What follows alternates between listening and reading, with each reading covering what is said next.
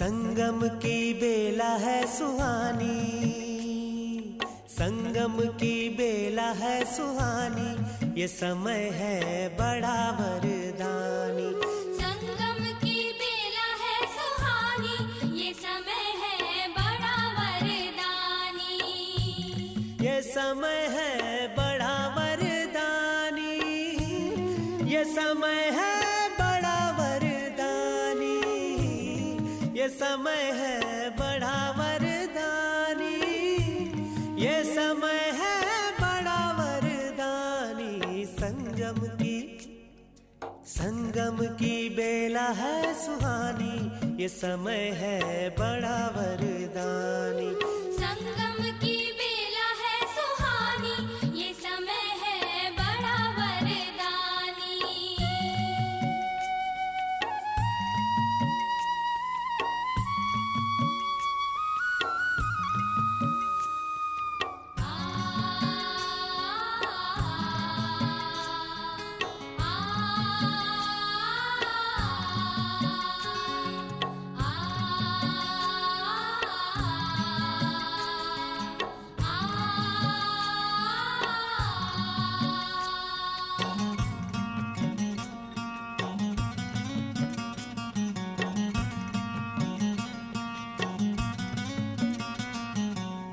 संगम पर ही शिव बाबा है आते, ज्ञान शंख से सबको जगाते। संगम पर ही शिव बाबा है आते, ज्ञान शंख से सबको जगाते। सुनाते हैं मीठी वाणी, सुनाते हैं मीठी वाणी, ये समय है बड़ा वरदानी। संगम की बेला है सुहानी, ये समय है बड़ा वरदानी।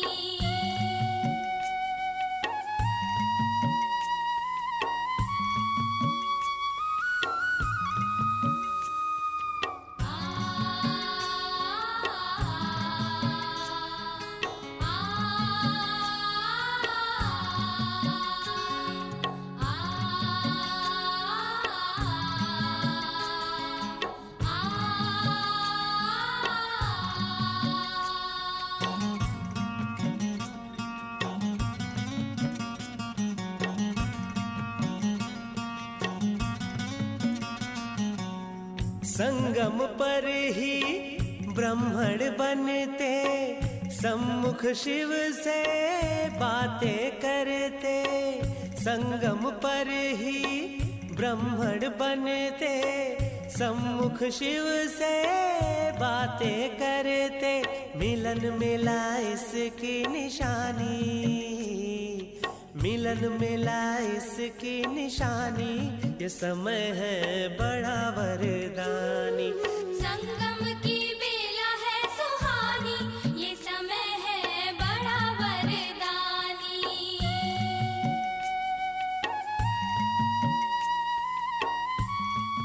ओम शांति। आज परमात्मा के मधुर महावाक्य है कि मीठे बच्चे, यह पुरुषोत्तम संगम युग कल्याणकारी युग है। इसी युग में हम पढ़ाई पढ़ते हैं, जिससे हम नर से श्री नारायण और नारी से श्री लक्ष्मी बनते हैं। आप सोचो, सारे ही कल्प में जहाँ सतयुग, त्रेता, द्वापर और कलयुग आता है, वहाँ किसी भी युग में हमें इस प्रकार की पढ़ाई नहीं जाती कि जिससे हम जो है वहाँ से एकदम श्रेष्ठ बन जाए। और परमात्मा इस संगम युग पर आकर हम बच्चों को नर से नारायण बना देते हैं। ऐसी ऊंची पढ़ाई सारे कल्प में पढ़ाई नहीं जाती, और ना ही इतना ऊंचा पढ़ाने वाला किसी युग में आता है। तो कितना हमारा भाग्य है जो हम इस समय परमात्मा से सन्मुख पढ़ रहे हैं, उनकी शिक्षाओं को सुन रहे हैं। और जितना हम वो सुनते हुए, समझते हुए धारण करेंगे, तो अवश्य हम नर से नारायण और नारी से लक्ष्मी बन सकते हैं, अर्थात मनुष्य से देव पद प्राप्त कर सकते हैं, वह दिव्यता हमारे जीवन में आ सकती है। दूसरी पॉइंट में परमात्मा ने बहुत सुंदर प्रश्न पूछा। परमात्मा ने कहा कि परमात्मा ने माताओं पर ज्ञान का कलश क्यों रखा है और उसकी यादगार में कौन सा रिवाज अभी भी चल रहा है। तो परमात्मा ने बहुत सुंदर समझाया। कहते हैं, पवित्रता का बंधन कौन बांधता है? वह माताएं और बहनें ही तो बांधती हैं। तो परमात्मा ने ज्ञान कलश बहनों पर इसलिए रखा है कि जिससे प्यार से समझाकर हम इंसान को पवित्रता सिखाए, मनुष्य आत्माओं को पवित्रता के बंधन में बांध सके। वैसे भी संसार में कहा जाता है कि 100 शिक्षक के बराबर एक माँ होती है, अर्थात 100 शिक्षक अगर एक बच्चे को पढ़ा भी ले, परंतु माँ होती है, वह संस्कार सिंचन करती है, वह उसे मैनर्स सिखाती है। परमात्मा ने भी इस पुरुषोत्तम संगम युग पर ज्ञान का कलश बहनों और माताओं के सिर पर रखा, अर्थात ज्ञान देने की जिम्मेवारी दी, जिससे बहनें प्यार से, धीरज से और स्पष्टीकरण के साथ मनुष्य आत्माओं को समझाए कि पवित्रता, श्रेष्ठ संस्कार, दिव्य गुण जीवन में हम कैसे अपना सकते हैं। और उसी का यादगार रिवाज जो है वह है रक्षाबंधन। जब बहनें राखी बांधती हैं, राखी वह धागा है जो प्रतिज्ञा की स्मृति दिलाता है। तो यहाँ भी पवित्रता को धारण करना, प्रतिदिन ज्ञान स्नान करना, यह प्रतिज्ञा रूपी राखी मनुष्य आत्माओं को बांधते हैं। तीसरी पॉइंट में परमात्मा ने बहुत सुंदर पुरुषार्थ समझाया है। परमात्मा ने कहा कि इस पुरानी दुनिया में रहते हमें लक्ष्य रखना है डबल अहिंसक बनने का। डबल अहिंसक अर्थात एक होती है कर्मों से हिंसा, वाणी से हिंसा, और एक होती है विकारों की हिंसा जो मन से होती है। तो परमात्मा कहते हैं हम आत्माओं को डबल अहिंसक बनना है, अर्थात संकल्प में भी किसी के प्रति हमको बुरा सोचना नहीं है, उसका अकल्याण सोचना नहीं है, और ना ही कर्मों से कुछ हमें ऐसा करना है जो हिंसा में गिनती हो जाए। तो डबल अहिंसक अर्थात न तन से न मन से किसी भी प्रकार की हिंसा हमें नहीं करनी है, जिसके फल स्वरूप हम नई दुनिया में जा सकेंगे। और सदैव लक्ष्य रहे कि हमें अपना जीवन हीरे जैसा बनाना है। यह संगम युग को सारे कल्प में हीरे तुल्य युग कहा जाता है। सतयुग सुवर्ण युग है, त्रेता चांदी का युग है, द्वापर तांबे का युग है और कलयुग लोहे का युग है। परंतु पुरुषोत्तम संगम युग हीरे समान युग है, जिसमें जो परम ज्योति है, दिव्य हीरा है, वह आता है और हम आत्माओं को आत्मिक स्मृति में स्थित करता है, जो वो भी तो हीरा है।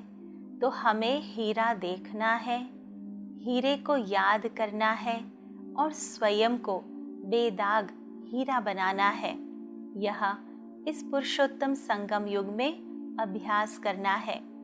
साथ ही साथ परमात्मा ने कहा कि जो परमात्मा का ज्ञान हम सुनते हैं, उस ज्ञान को मनन चिंतन करना है, विचार सागर मंथन करना है और फिर दूसरों को भी सुनाना है। जितना हम स्पष्ट होते जाएंगे ज्ञान में, उतना ही स्पष्ट रीति से हम किसी को भी समझा सकेंगे। और जो खुद समझा हुआ होगा वही तो समझा पाएगा। इसलिए विचार सागर मंथन करना है, जिससे ज्ञान के हर पॉइंट हमारी बुद्धि में स्पष्ट हो जाए और हम उतनी ही सरलता से, सहजता से दूसरों को सुना सके। और साथ ही साथ ये नशा भी रखना है कि जैसे ही हमारी पढ़ाई पूरी होगी हम कृष्णपुरी में चले जाएंगे। कहते हैं कि जब पढ़ाई पूरी होती तो डिग्री मिल जाती है। यह ईश्वरीय विश्वविद्यालय है जिसमें डिग्री ही है, मनुष्य से देव पद। तो जब पढ़ाई पूरी होगी तो हम भी कृष्णपुरी में चले जाएंगे, जो देवताओं की दुनिया है। और चौथी पॉइंट में परमात्मा ने बहुत सुंदर वरदान दिया है कि व्यर्थ को भी शुभ भाव और श्रेष्ठ भावना के द्वारा परिवर्तन करने वाला बनना है। परमात्मा की श्रीमत है, व्यर्थ सुनना नहीं है, सुनाना नहीं है, सोचना भी नहीं है। व्यर्थ में भी हमें शुभ भाव रखना है। अर्थात अगर हम व्यर्थ बातें सुन भी ले तो भी हमारी भावना और भाव परिवर्तित ना हो। व्यर्थ बातों में भी श्रेष्ठ भाव रखते हुए, श्रेष्ठ भावना रखते हुए व्यर्थ को भी शुभ भाव से सुनो। शुभ चिंतक बन हमें व्यर्थ को भी श्रेष्ठता में परिवर्तन करना है। और बोल शुभ बोल हो। सामने वाला भल व्यर्थ भाव से बोल रहा है, लेकिन हमें शुभ सोचना है, शुभ बोलना है और शुभ बात ही धारण करनी है, जिससे हम स्वयं का परिवर्तन कर सकते हैं। जब हम स्वयं को परिवर्तित करते हैं तो दूसरों का परिवर्तन तो समाया हुआ ही है। जैसे कहते हैं कोई भी बात बनती है तो ताली दो हाथ से बजती है। जब हम शुभ हो जाएंगे, श्रेष्ठ हो जाएंगे, हमारी भाव और भावना बदल जाएंगी। जब वो श्रेष्ठ हो जाएंगी तो आधा परिवर्तन तो वहीं पर हो जाएगा। और जब हमारा परिवर्तन हो जाएगा तो धीरे धीरे सामने वाला भी परिवर्तित हो जाता है। क्योंकि याद रहे कि नेगेटिव के ऊपर पॉजिटिव सदैव भारी पड़ता है। इसलिए सदैव अगर हम शुभ भाव और श्रेष्ठ भावना से कार्य करते हैं तो वह कोई भी परिस्थिति, कोई भी आत्मा को परिवर्तित अवश्य कर सकता है।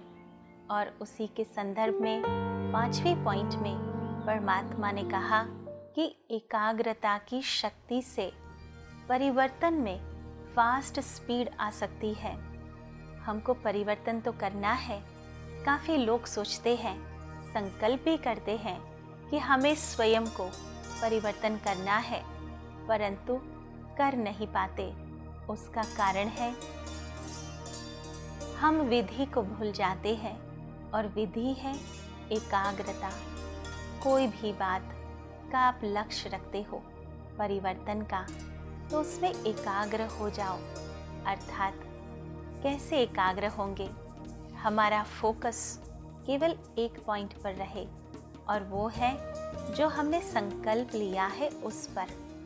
कुछ भी कार्य करते हमारा नित्य ध्यान रहे कि हम क्या कर रहे हैं, जो लक्ष्य रखा है उसी प्रमाण कर रहे हैं।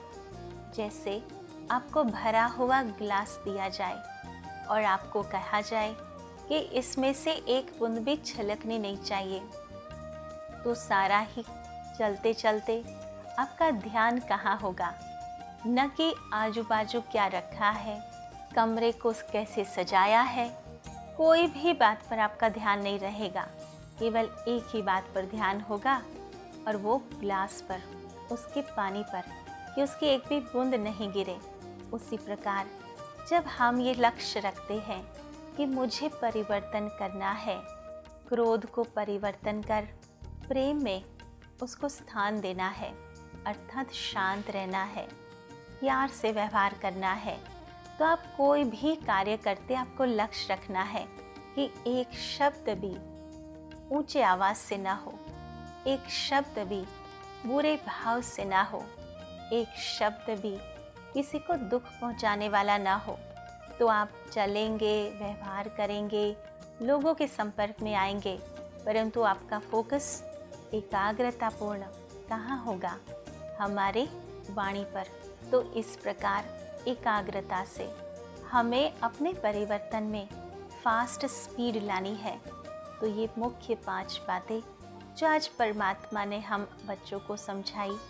सबसे पहला कि यह समय पुरुषोत्तम संगम युग का कल्याणकारी है, इसी में पढ़ाई पढ़नी है। दूसरी पॉइंट में परमात्मा ने समझाया कि कैसे हमें अपने जीवन में श्रेष्ठ संस्कार, दिव्य गुण को धारण करना है, और उसके लिए परमात्मा ने बहनों को निमित्त बनाया है। तीसरी पॉइंट याद रहे कि हमें डबल अहिंसक बनना है, जीवन को हीरे समान बनाना है, ज्ञान का विचार सागर मंथन कर दूसरों को सुनाना है, और नशा रखना है कि पढ़ाई पूरी होगी तो हम कृष्णपुरी में चलेंगे। चौथी पॉइंट में परमात्मा ने वरदान दिया कि व्यर्थ को शुभ भाव और श्रेष्ठ भावना के द्वारा परिवर्तन करने वाला बनना है। और पांचवी पॉइंट में एकाग्रता की शक्ति परिवर्तन में फास्ट स्पीड ले आती है।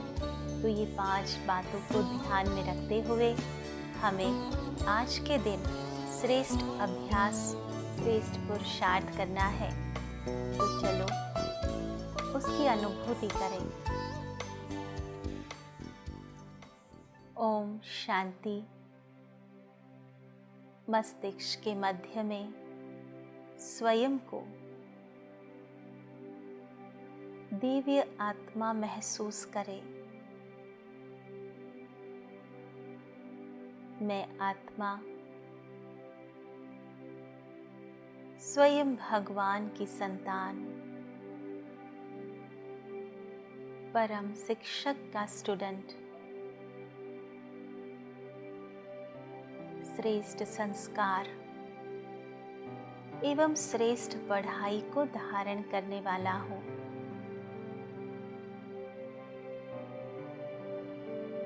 मुझ आत्मा के जीवन का परिवर्तन अनेक आत्माओं को प्रेरणा देने वाला है।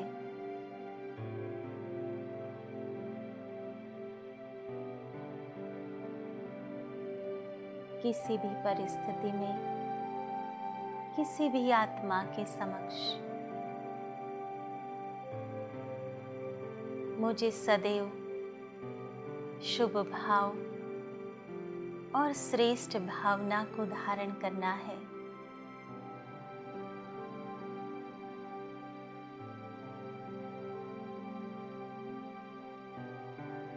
मुझ आत्मा का शुभ चिंतन स्वयं के परिवर्तन का आधार है, और मुझ आत्मा का परिवर्तन अन्य आत्माओं को, वातावरण को, वायुमंडल को भी परिवर्तित कर सकता है। मेरे सकारात्मक चिंतन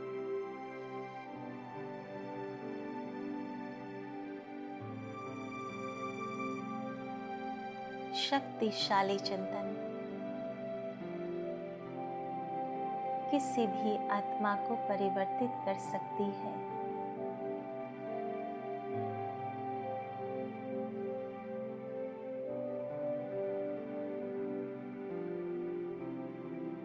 इस संसार के परिवर्तन में मैं परमात्मा के कार्य में सहयोगी हूँ। स्व परिवर्तन से विश्व परिवर्तन करने वाली हूँ। ओम शांति शांति शांति।